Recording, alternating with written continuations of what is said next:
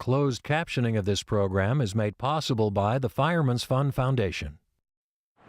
Governor Brown's revised budget goes easier on education than expected, but he says tax extensions are still needed despite new revenues. The economy in California is looking pretty good, not as good as it's been, but definitely on the mend. But we still have a $10 billion structural deficit and a wall of debt to come. The state parks are hit hard by cuts, with 70 planned closures next year. U.S. Senate Republicans blocked the nomination of UC Berkeley professor Goodwin Liu to the Ninth Circuit Court of Appeals in San Francisco. And Amistad Maupin's legendary Tales of the City series comes to life as a musical.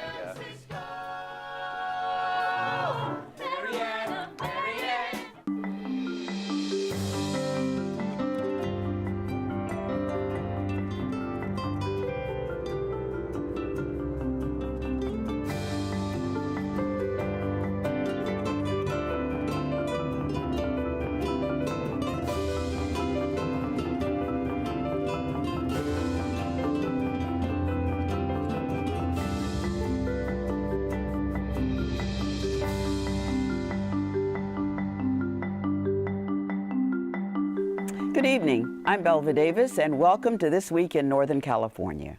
Joining me on our news panel are Paul Rogers, environment writer for the San Jose Mercury News; Josh Richmond, legal and political affairs reporter for the Oakland Tribune; John Myers, Sacramento bureau chief for KQED Public Radio, joining us from the Capitol. So, John, what are some of the details of Governor Brown's revised budget?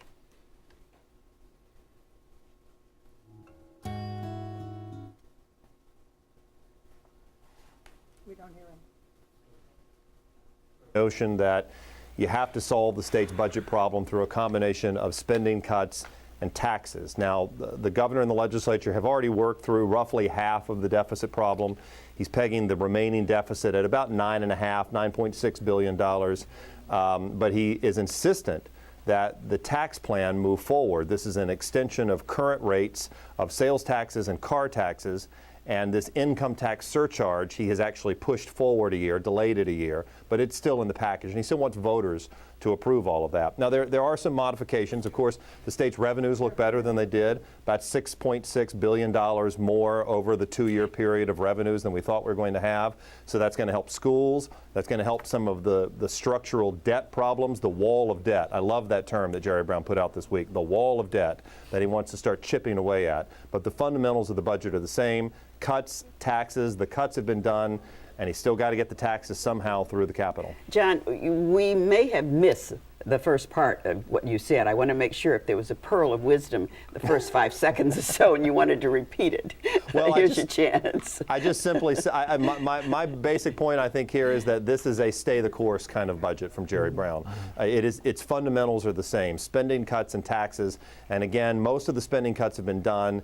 The hard work now, as it has been all year long for Jerry Brown, is these tax extensions that he has to get Republicans to go along with, either to put on the ballot or to approve themselves in the legislature. I don't think that one's going to happen. So he's got to get it somehow, get them on the ballot, somehow twist some arms of Republicans in the Capitol. So John, that's the $10 billion question.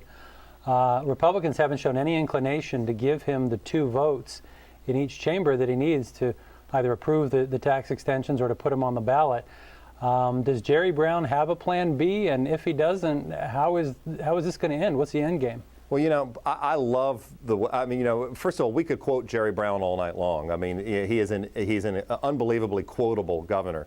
And he had a quote in the profile in the New York Times Magazine a couple of weeks ago where he referred to his situation almost in the way that Cortez, the Spanish conqueror, did, where he allegedly landed on shore and burned the ships behind him. There is no plan B, was Jerry Brown's point.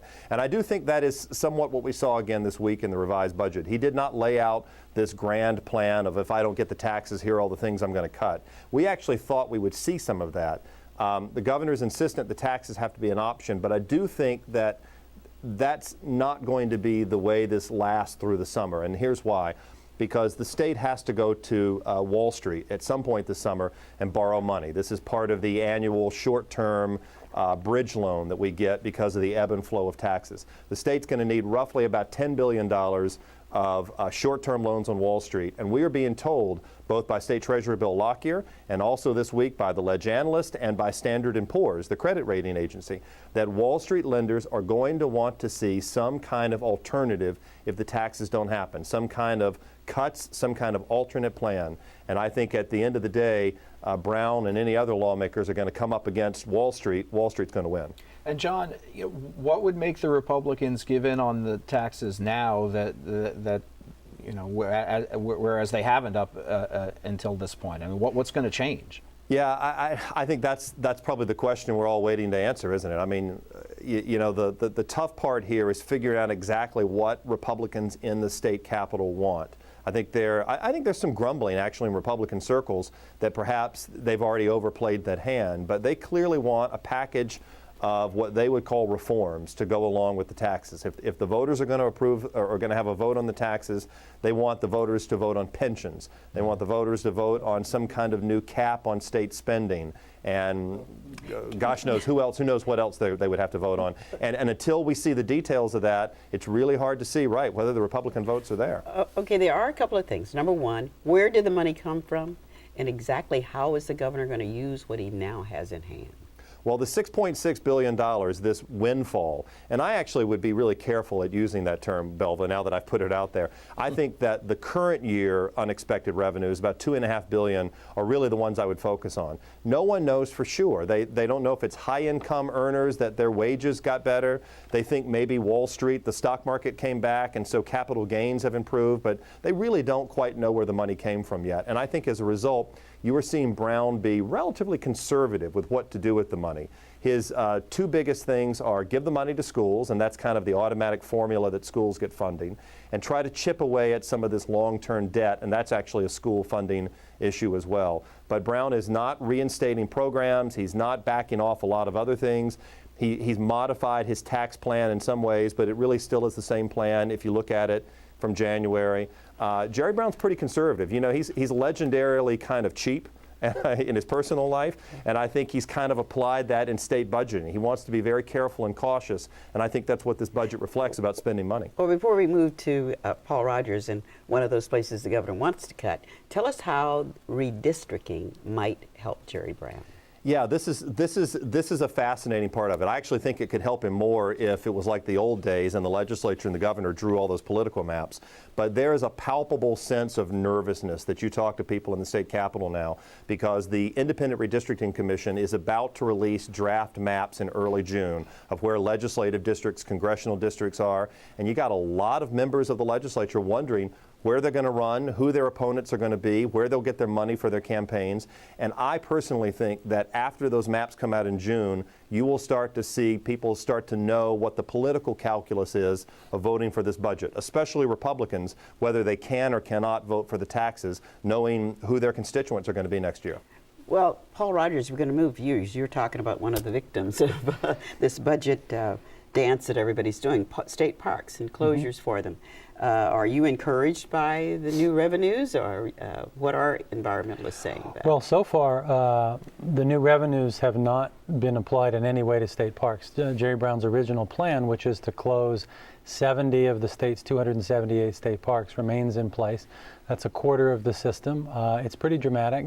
The 70 that would be closed are all over the state, and they were visited last year by 5.6 million people, which is more people than went to all the Giants, 49ers, and San Jose Sharks home games. So these are popular places. And what's coming out this week is that the State Parks Department, although they've been talking about this for a couple of years, they don't really have a plan. They're not sure specifically how they're going to actually close them. In other words, you say, well, are you going to write tickets to people? If there's a state beach, if a retiree is collecting shells walking along the beach, or a family puts down a blanket, are you going to write them a $400 trespassing ticket? They say they don't know yet. The Coastal Commission, actually, I have a story coming out in the paper over the weekend. The head of the Coastal Commission says under the state's Coastal Act, which is written into the Constitution, you cannot close off public access to the beach up to the mean high tide line, which basically means all the wet sand. And Peter Douglas, the head of the Coastal Commission, told me that if the state parks tries to put up any new gates, any new signs, or tries to block anybody from that shoreline area, they will need a permit from the Coastal Commission, which could take months and has public hearings and all sorts of things. The other question is, some of these parks are very large. Henry Coe State Park or Samuel P. Taylor State Park in Marin. Henry Coe's in Morgan Hill. Henry Coe is 90,000 acres. That is 3 times the size of the city of San Francisco. It has 250 miles of old ranch roads and trails.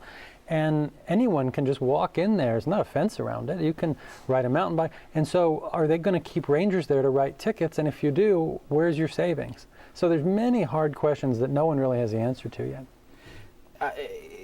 How much money did the administration think they were going to save from this? Yeah, they say they're going to save $11 million this year and $22 million next year. And as we just heard John talking about, the state budget deficit, even with the, quote, windfall over the last couple of days, is still $9.6 billion.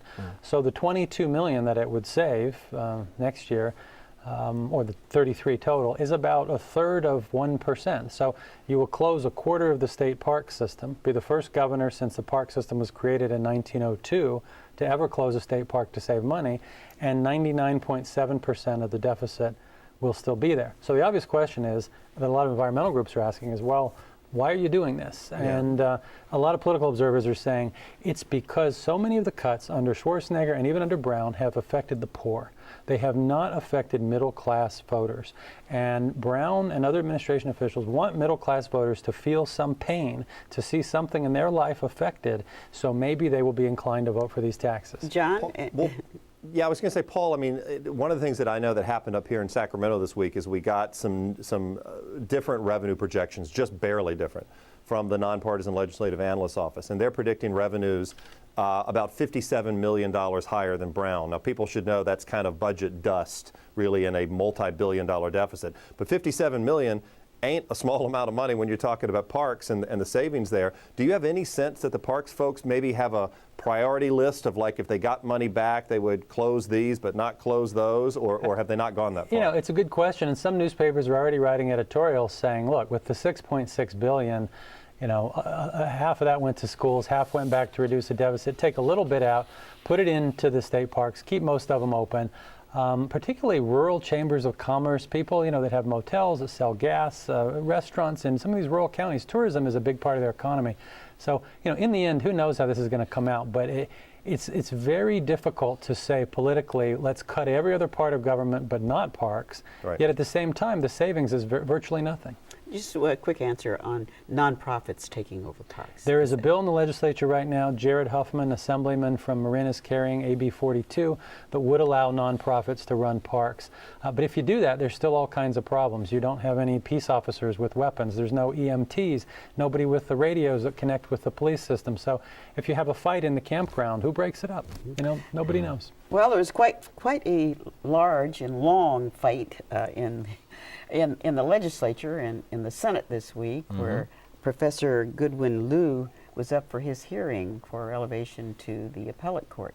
Josh, you have that story, right? Yes, 15 months after President Obama first nominated him to the 9th U.S. Circuit Court of Appeals, and after 3 times through the Senate Judiciary Committee, this associate dean and professor from the Bolt Hall Law School at Berkeley had his moment, I suppose, or actually was ultimately denied his moment as the Senate failed to get enough votes to invoke cloture and end the debate and actually hold an up or down confirmation vote. The GOP had been against this guy right out of the gate, you know, from practically the week he was first nominated last February.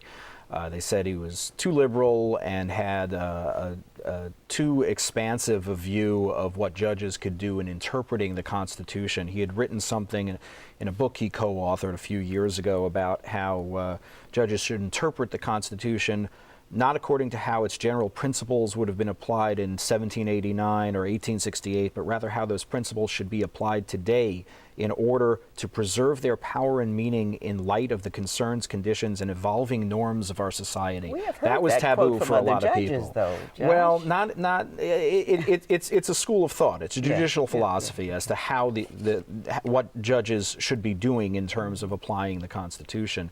And this was taboo for a lot of conservatives. There's also there's a lot of other things that set them off, right? He was the head of a liberal judicial society. He opposed Alito. The American Constitution Society, and he had been very outspoken in against the confirmations of Alito and Roberts to some extent as well. So there was some allegation of tit for tat. Well, let's turn to why he was nominated in the first place. He's a Rhodes Scholar. He is a former Supreme Court clerk. He's pretty widely renowned as one of the nation's leading constitutional scholars. People go to him, national media consult him all the time on this stuff, and he's generally perceived to be a brilliant legal mind. There are a lot of conservatives who said he was eminently qualified, and they just didn't happen to be conservatives in the Senate.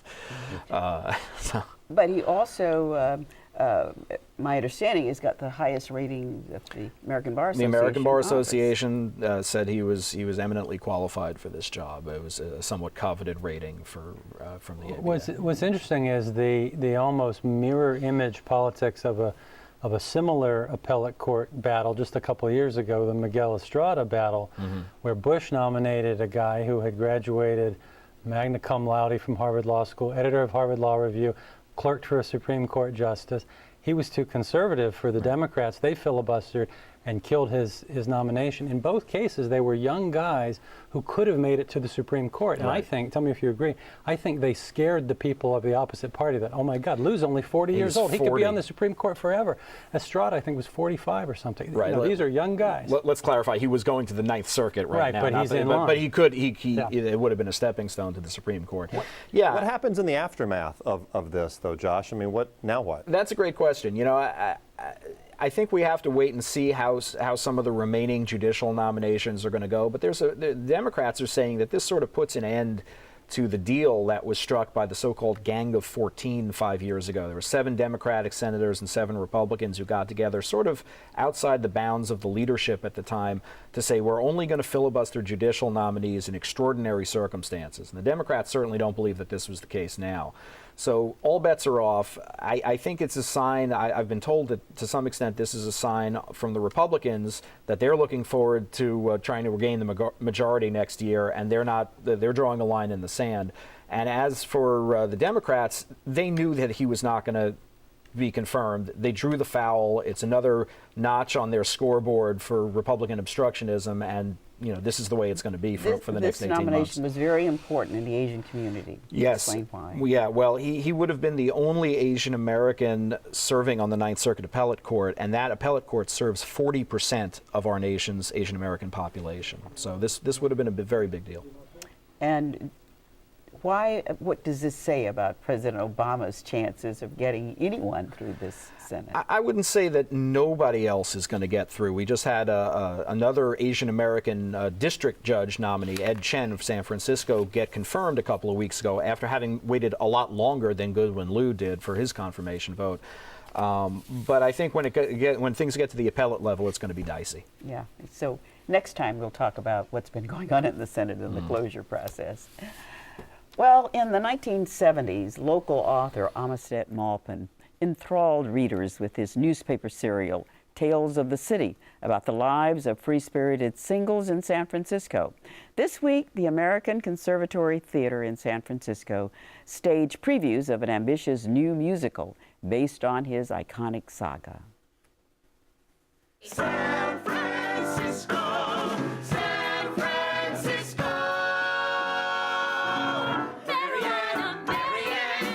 More than 35 years after author Armistead Maupin dreamed them up, the vivid characters from Tales of the City are making their journey from page to stage. Thank God it's you. What's that? My world-famous poulet Oliver. With the side of pasta, something or another.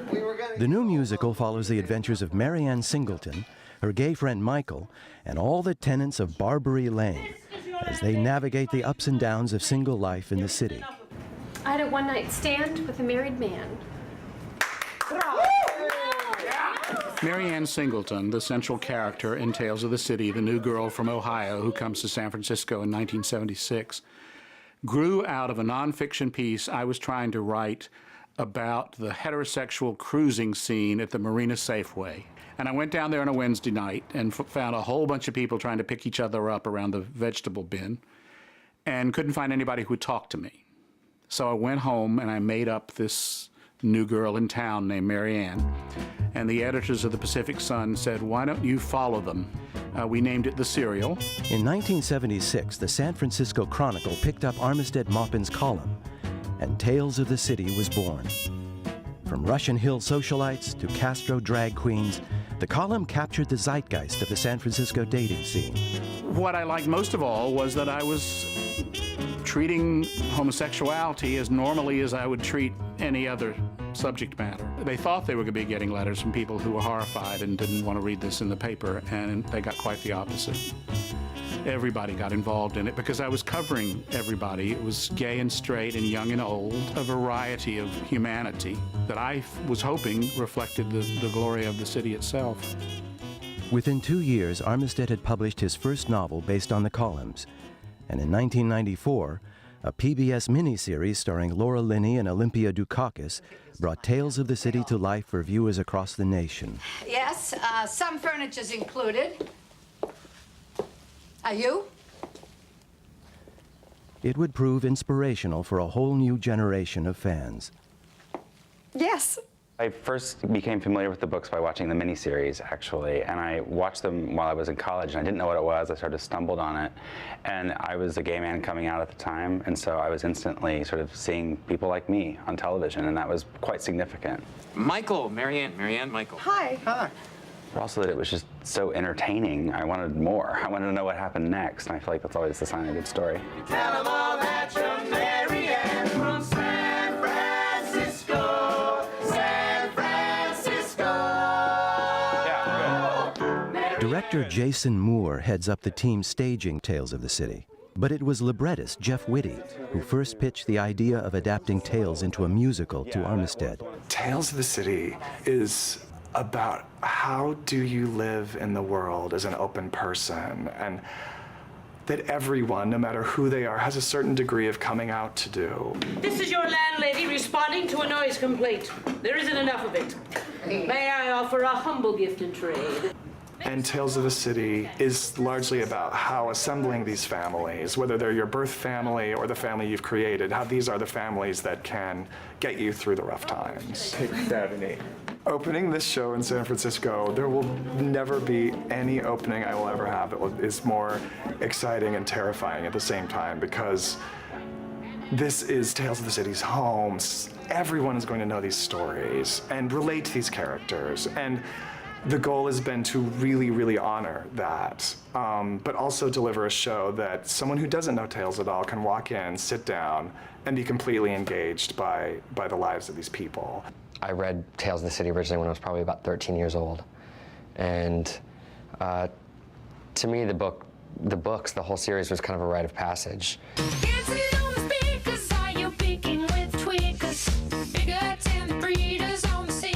Jake Shears is the lead singer of the alternative glam rock band Scissor Sisters and one of the composers of Tales of the City. He's had chart-topping hits and sellout concerts, but never written for musical theater until now. The reason that Jeff Whitty thought of the Scissor Sisters, Jake and John, were because their music already sort of sounded like the 70s, everything that we sort of love about it. You know, it's disco and it's funky and it's, but it still sounds quite modern. And I think, to me, that's one of the things we're trying to do in the show, which is how do we evoke that period without trying to recreate it? Not surprisingly, the songs are often provocative, reflecting a time of free love. One of the most audacious numbers in the show takes place in a Nevada brothel, run by an old madam named Mother Mucka. Ride 'em Hard is a big brothel number. It's filthy. It's a really filthy, you know, it's dirty, outrageous. Dirty song.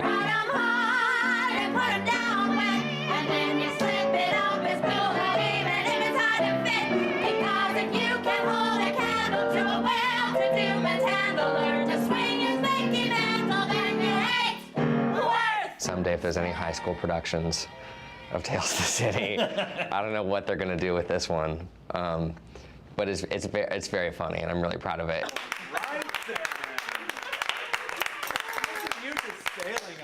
Tales of the City on the surface is a period piece about the 70s, about a very vivid time that we can have a lot of fun with. But the themes of it that have to do with making your own family, with being true to yourself, coming out in whatever way you have to do that as an individual, those are as important as they ever were. When it gets too much, how can we make you understand? Well, the Tales of the City musical runs through July 10th at ACT here in San Francisco. And I want to thank both of you for joining us tonight, and you too, John, up there in Sacramento, for being with us.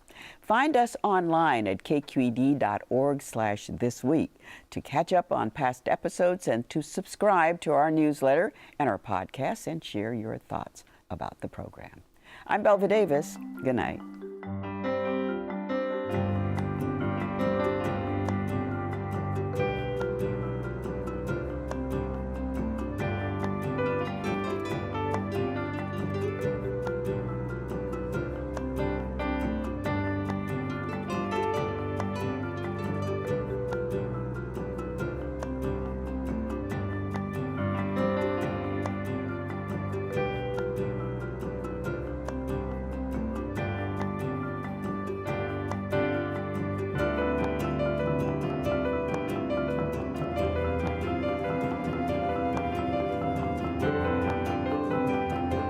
Major funding for arts programming on This Week in Northern California is provided by Diane B. Wilsey.